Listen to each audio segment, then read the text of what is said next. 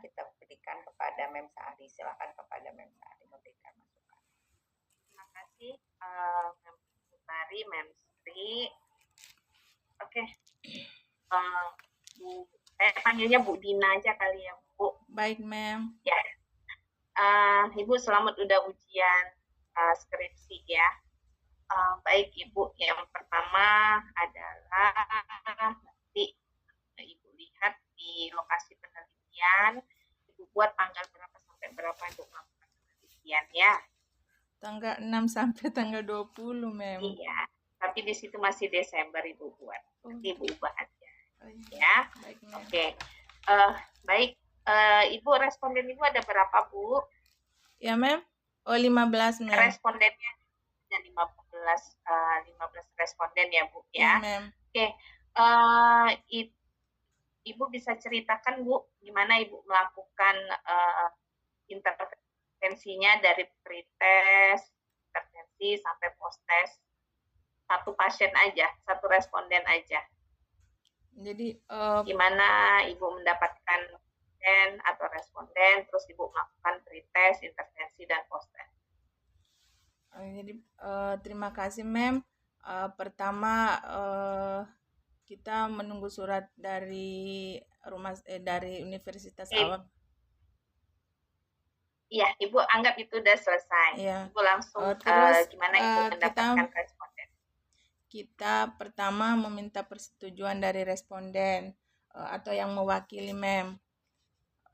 Setelah itu pertama kita membuat permohonan dulu, Mem, ke responden. Setelah itu kita meminta persetujuan dari responden atau yang mewakili, karena pasien yang saya ambil kan penurunan kesadaran, Mem. Jadi wali atau keluarga pasien. Setelah itu meminta persetujuan dari dokter DPJP yang merawat pasiennya. Apabila kondisinya dianggap stabil, baru kita melakukan tindakan Swedish abdominal. Ya, Ibu pretestnya ngapain, Bu? Pertama kita melakukan pengkajian, Mem.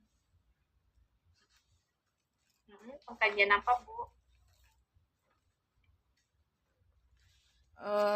Pertama kita melakukan pengkajian pada kondisi pasien, apakah pasien stabil atau tidak. Terus pastikan monitor ICU aktif, terus tidak ada kontraindikasi dalam pemberian tindakan Swedish abdominal massage. Ya, pretestnya Ibu, Bu.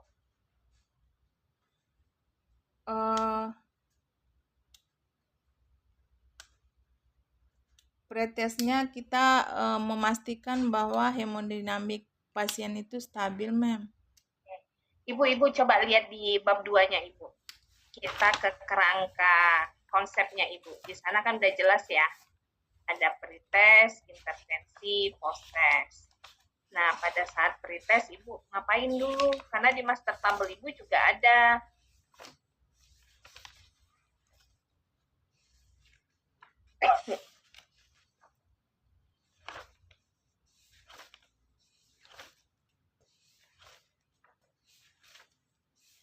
Udah ketemu, Bu?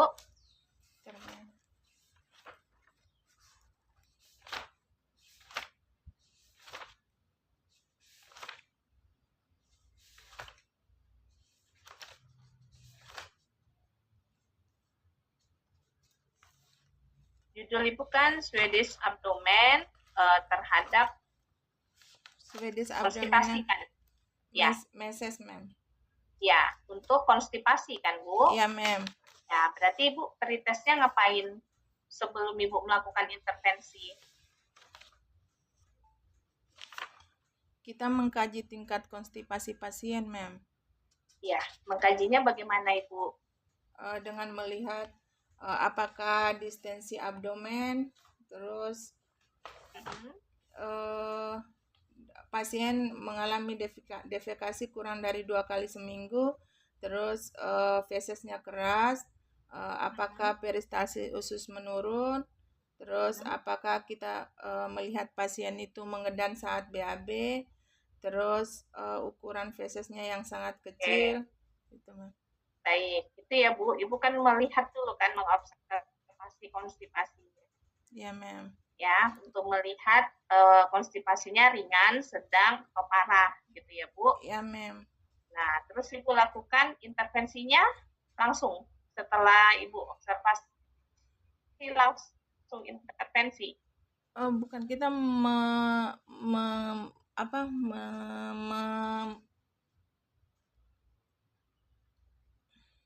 menunggu yang dari DPJP itu apakah pasien stabil apa enggak gitu dulu, baru kita melakukan tindakan itu Mem. Ya, tadi kan Ibu di awal sudah nih izin dokter, udah Ya oke Mem. katanya. Terus Ibu lakukan pretest. Ya Mem. Pretestnya dengan yang tadi Ibu sebutkan. Ya Mem. Ya, terus intervensinya langsung Ibu lakukan ketika selesai pretest atau ada jeda? Kita langsung menyiapkan alat-alat dulu Mem, menyiapkan alat, terus langsung melakukan tindakan itu Mem. Ya, tindakan apa Bu? Tindakan Swedish abdominal massages dengan Oke. dengan beberapa langkah Izin tadi. Ibu melakukan penelitian sendiri atau ada asisten? Ada Mem, dengan teman-teman Mem.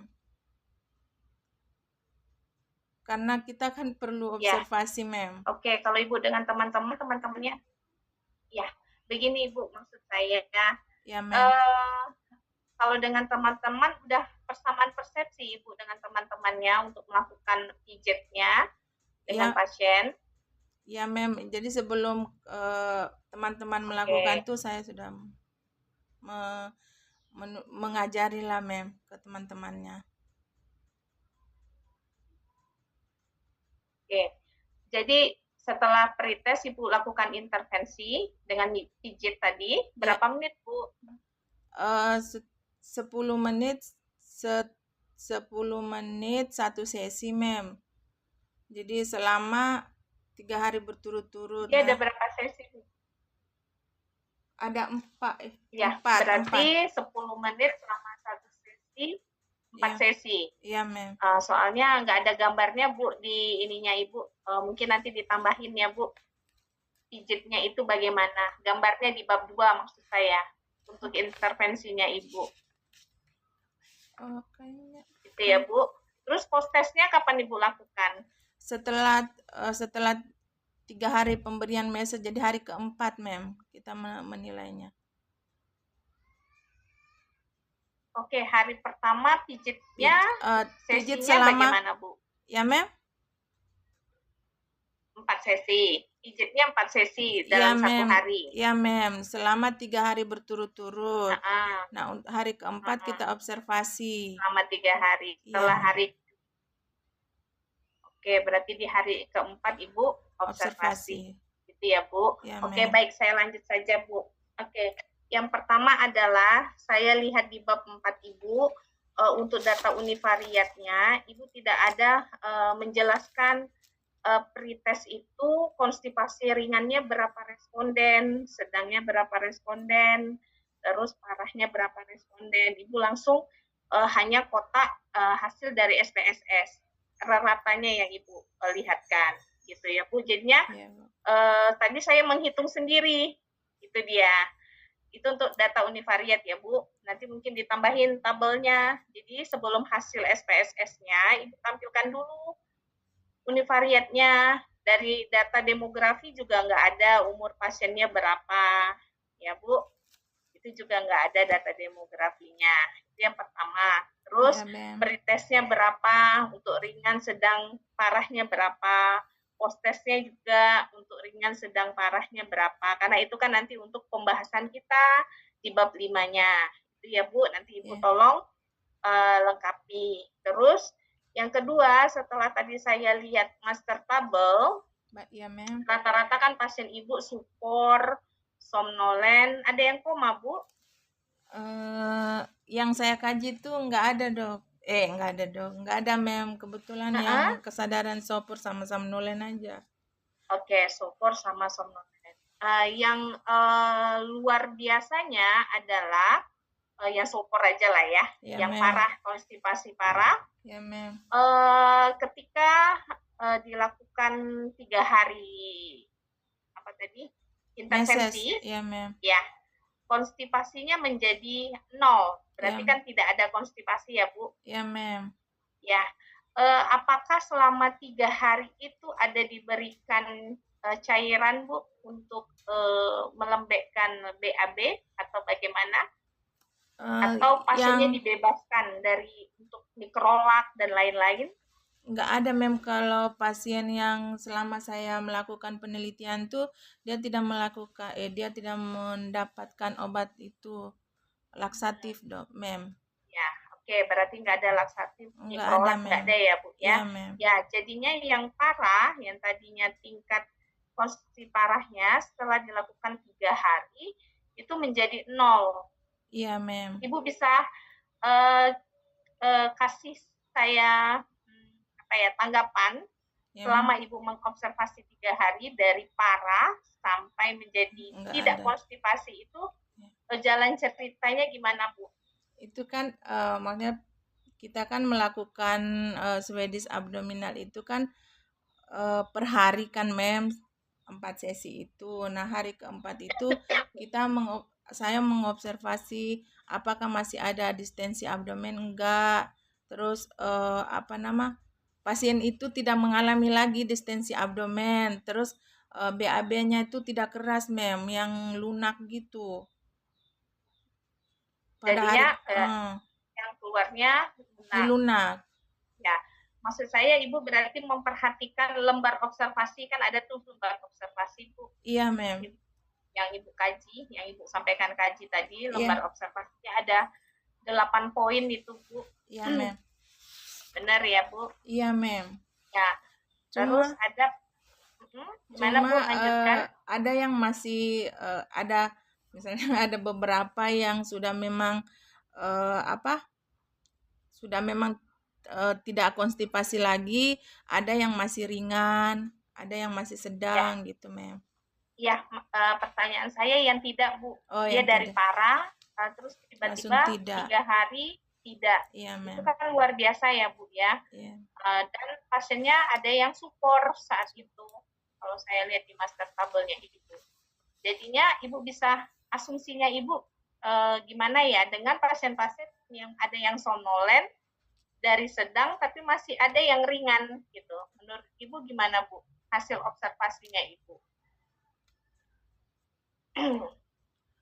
Jadi kalau dari yang kesadaran somnolen nanti hasilnya menjadi masih ringan itu mem, itu berarti dari teman yang untuk saya mendelegasikan tuh kurang melakukan yang seperti yang saya ajarin mem.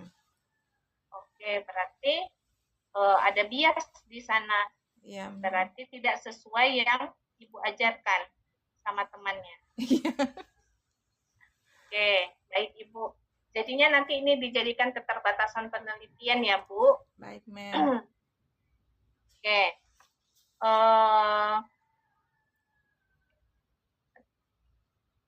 Nah, mungkin juga Bu bisa Ibu masukkan nutrisi. Pasien-pasien pada pakai NGT ya Bu? Pakai mem. Ya. Mungkin salah satunya adalah pasien yang tadinya konstipasi tidak menjadi konstipasi, bisa jadi juga dari nutrisi yang masuk ke pasien gitu ya Bu, sehingga pasiennya tidak terjadi konstipasi lagi. Selain Ibu melakukan pijet tadi, gitu ya Bu? Iya mem. Ya Bu, nanti tolong Ibu tambahkan. Baik, Mem Utari, dari saya mungkin itu saja. Ya, oke, baik. Terima kasih Mem Sari atas masukannya. Selanjutnya kepada Mem Fitri, disilahkan berikan masukan.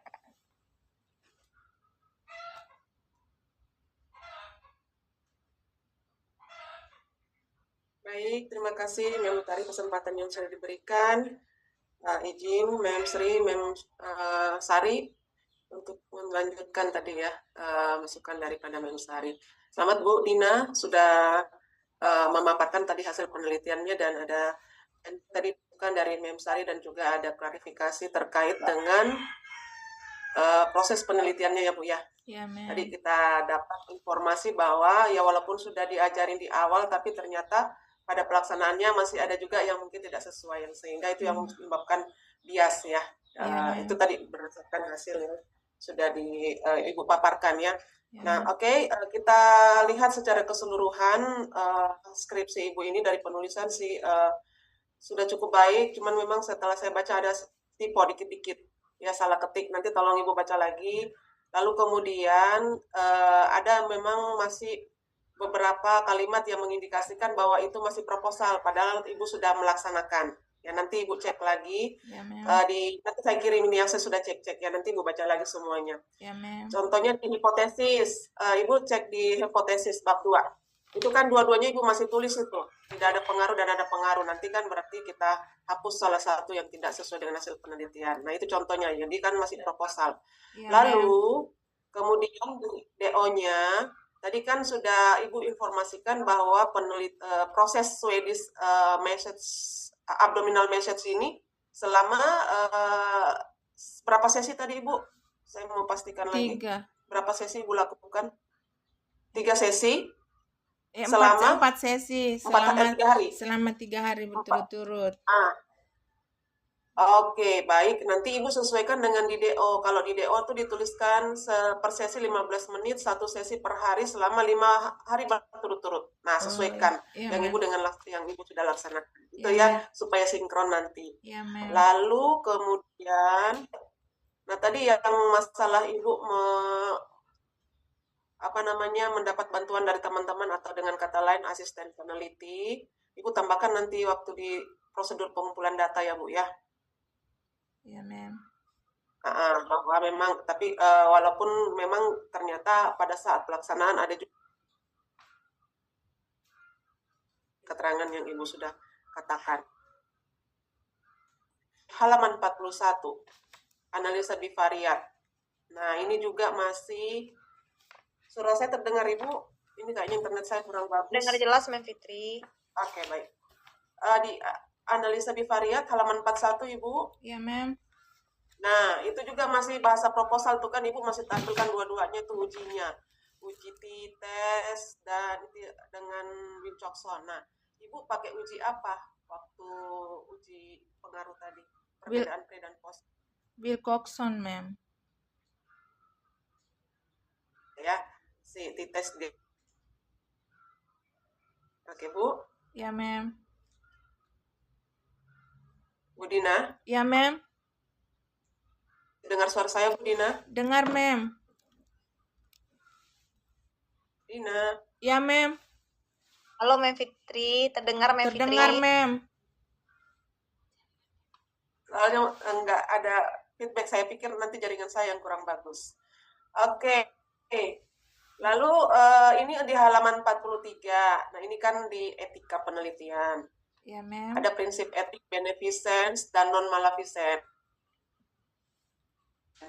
Nah, artinya kan penelitian jangan sampai kita melakukan ya prosedurnya salah dalam arti ini kan tadi Swedish, sehingga bisa menyebabkan pasien misalkan jadi ada komplikasi.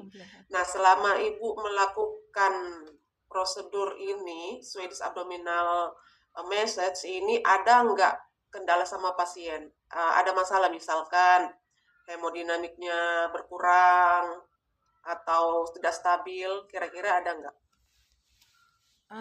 Waktu saya melakukan tuh kan ada beberapa, ada mungkin setengahnya itu kan kesadaran somnolen tuh, mem. Jadi dia gelisah, itu kendalanya. Ya. Gelisah, mem.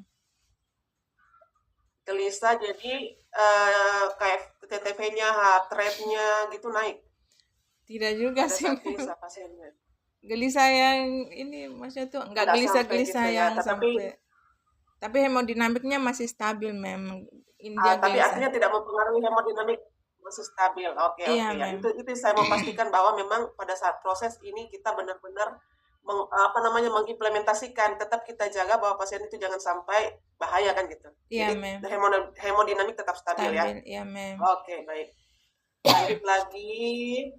Tadi di hasil Mem Sari sudah kasih masukannya, nanti Ibu tampilkan yang konstipasinya ringan, Ya, Mem. sedang berapa, yang parah berapa. Ya, Mem. Ya, Bu. Ya, sama dengan di post juga supaya ketahuan nanti. Ya, Mem. Nah, lalu kemudian kita agak cepat aja, Bu ya. Halaman 45. Halaman 45 di tabel bivariat. Ibu sudah ketemu?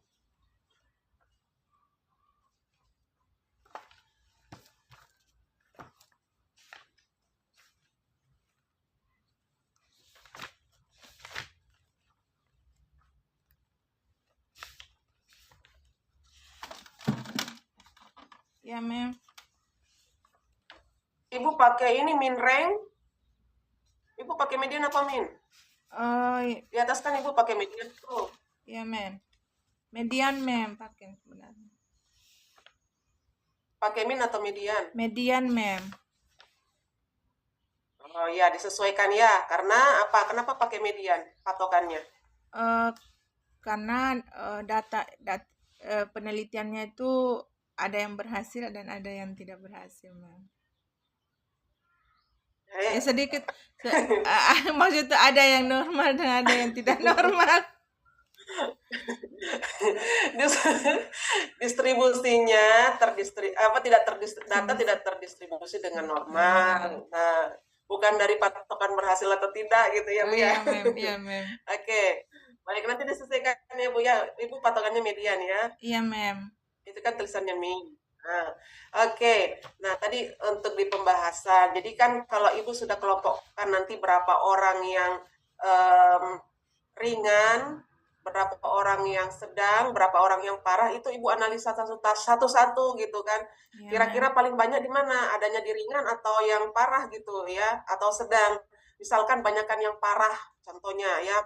Tadi Mem Sari bilang sudah hitung, saya belum hitung sih berapa persen, tapi saya lihat memang banyak yang parah. Kira-kira itu kenapa itu pasien-pasien ini banyak yang parah seperti itu ya? Apakah dari memang dia dari hari rawatnya? Nanti Ibu lihat di situ. Sehingga memang di karakteristik responden Ibu harus tampilkan ya, di master tabel sudah ada datanya, tapi harus tampilkan di sana sebagai data pendukung. Kenapa mereka rata-rata contoh, apakah memang lebih banyak yang parah? Nanti Ibu hitung lagi ya, apakah memang banyak yang parah seperti itu. Apakah ada hubungannya ke sana? Lama rawat, kemudian tingkat kesadaran. Nah, terkait tadi masalah tingkat kesadaran, itu saya lihat di master tabel ada yang GCS 3. Tapi Ibu kasih codingnya support. GCS 3 Ibu berapa? Berapa seharusnya? Koma, Mem. Di responden berapa tuh?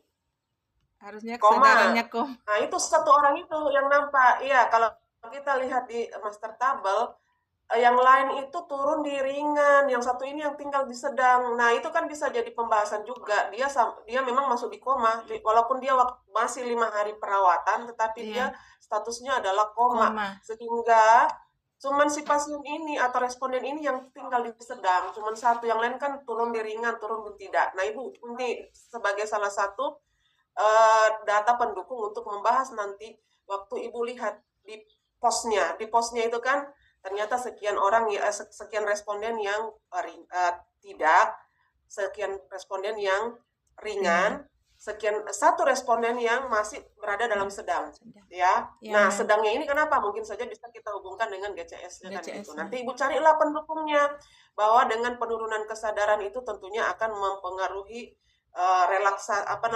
kontraksi peristatik usus gitu kan. Jadi sehingga dia tetap berada di sedang gitu ya, sebagai salah satu data pendukung. Nah, itu ya Bu ya, makanya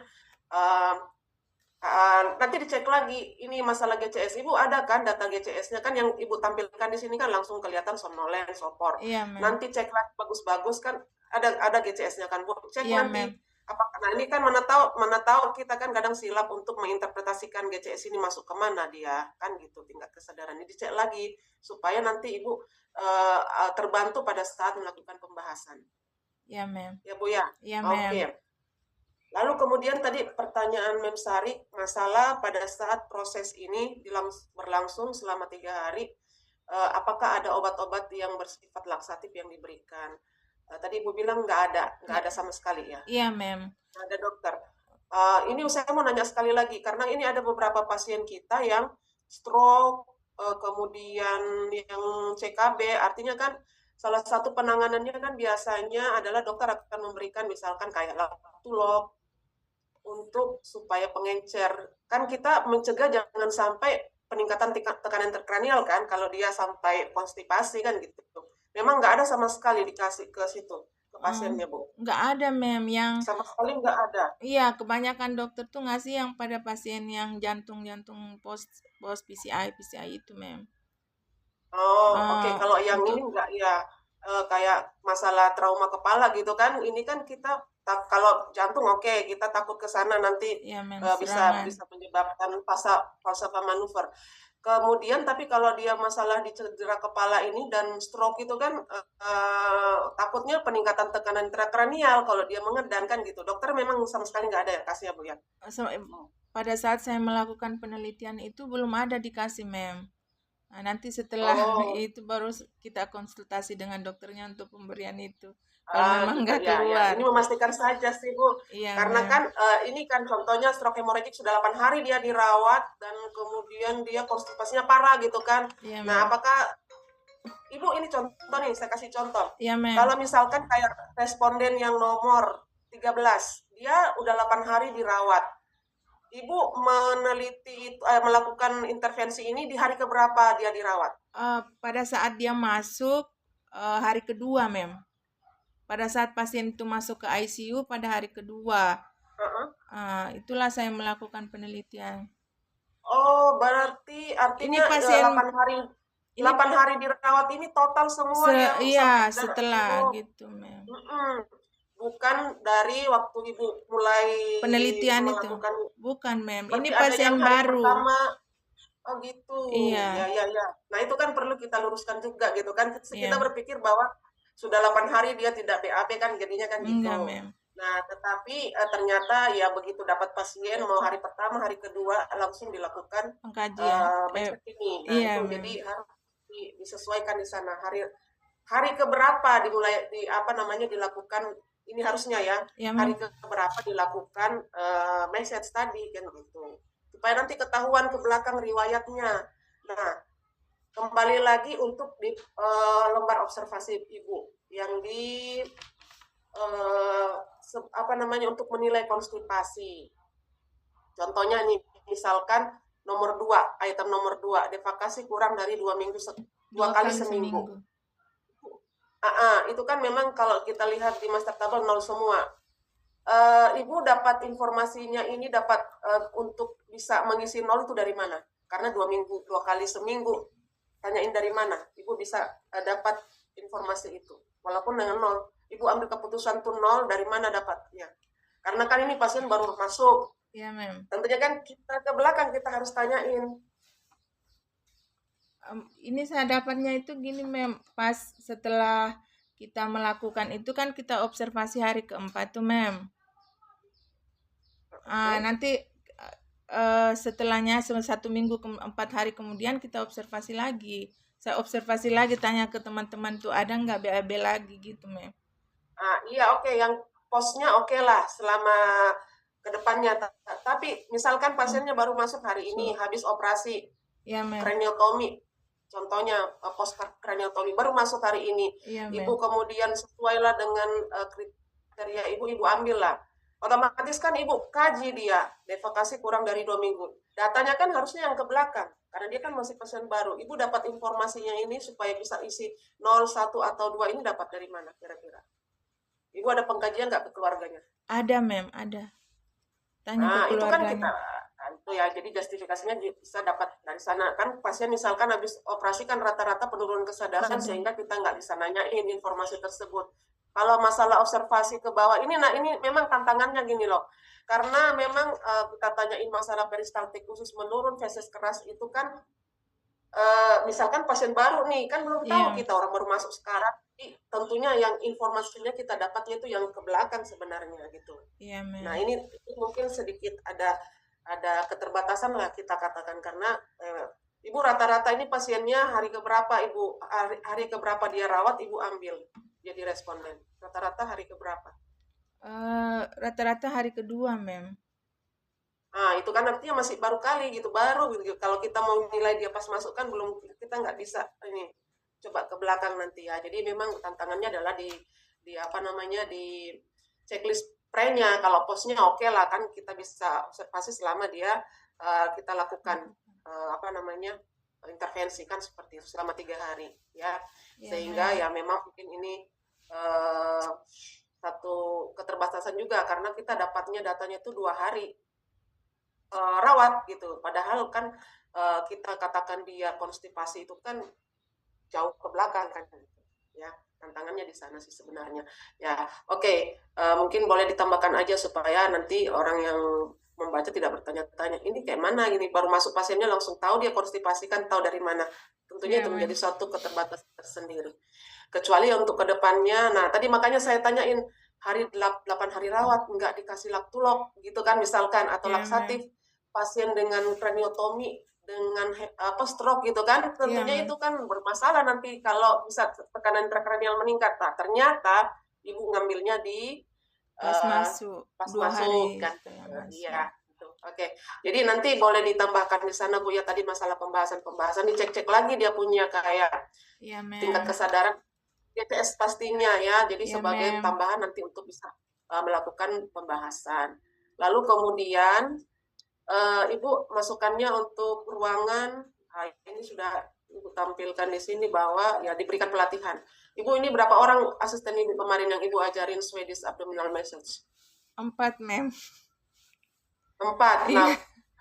Nah, jadi mungkin sisanya perlu berikan juga ya pelatihan supaya mereka juga bisa tahu dan kemudian dilakukan ya pada pasien-pasiennya pada saat perawatan yang konstipasi tadi, gitu ya. Iya, Mem. Sehingga ya mengurangi pemberian farmakologi, obat-obatan farmakologi yang tentunya juga bisa ya tentunya ada efek kan seperti itu.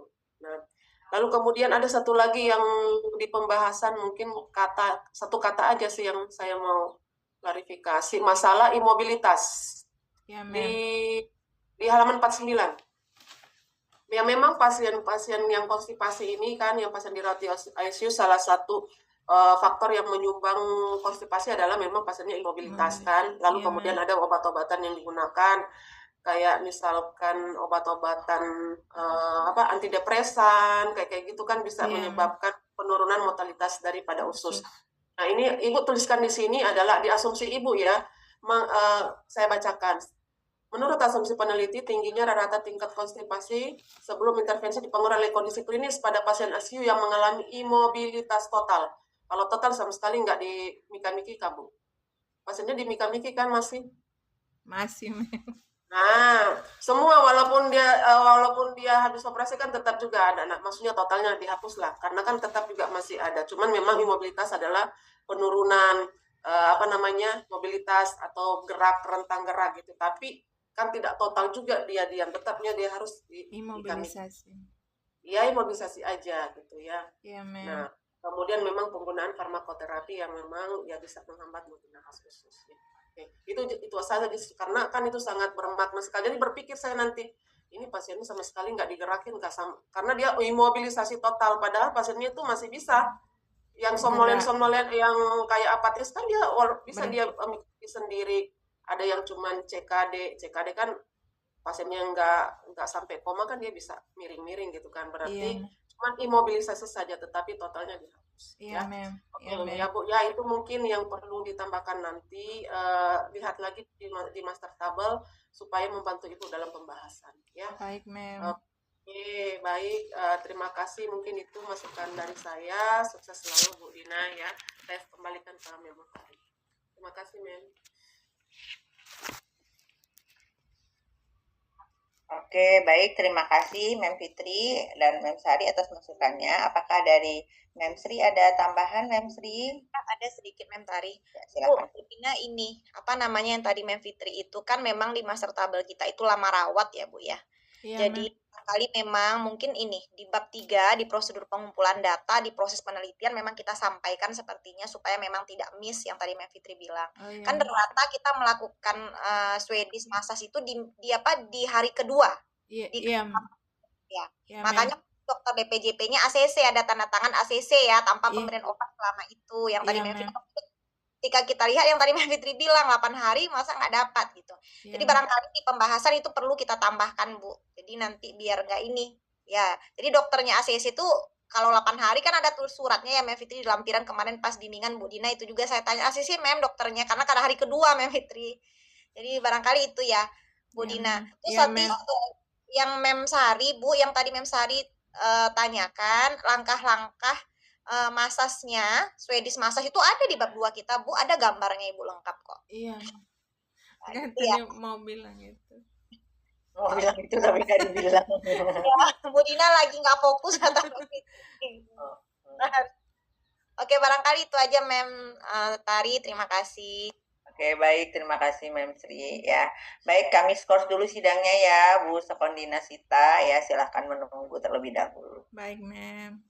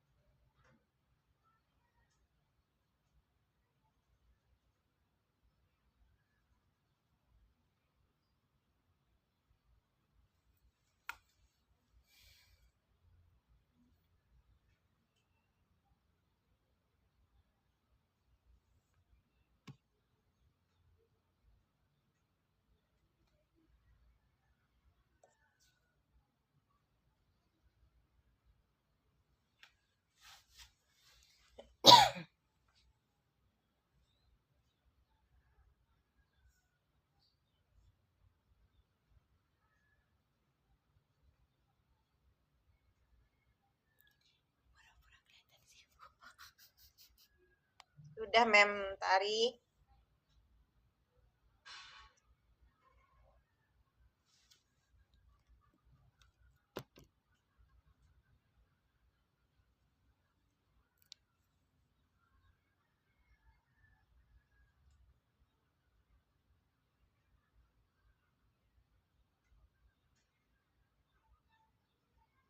Oke, baik Bu Sekondina, bagaimana perasaannya Bu setelah sidang?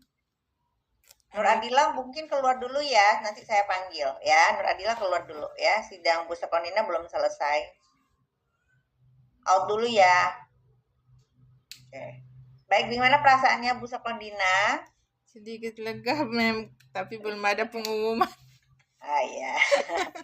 Jadi udah nggak sabar ya untuk supaya meletus bisulnya satu ya Bu. Oke. Oke Bu Sekondina ya, alhamdulillah sudah selesai sidang pada siang hari ini. Bu Sekondina kami nyatakan lulus dengan nilai 88. Selamat ya untuk Bu Sekondina ya. Terima kasih, Mem. Terima Oke, kasih kita foto bersama kesempatannya, Mem. dulu. Terima kasih masukannya kepada tim penguji Mem Fitri, Mem Sari dan Mem Sri. Kita foto dulu, bantu ya Mem Sri. Ibu ada skripsi, Bu Dina ada skripsinya. Ada. Yuk kita foto yuk.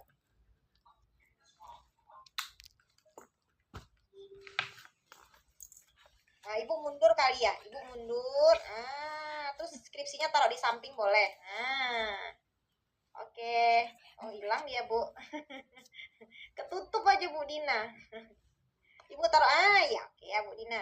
Oke izin ibu-ibu 1, 2, 3. Satu lagi Bu Dina tanpa skripsi kayak bebas Ibu. Oke. Baik izin ibu-ibu 1, 2, 3. Oke, Oke, terima kasih dan selamat. Selamat Bu Dina. Terima kasih Mem bimbingannya Mem. Sama-sama. Silakan keluar ya Bu, kami mau lanjut ya. Iya Mem, makasih Mem. in live ya, Mem Tari. Mem Sari udah dijadikan host ya, Mem Sari. Mem Utari kayaknya Mem Sri. Oh, udah jadi mami pindahin udah Sri. Ini 88 ya. Tidurlah. Lulus.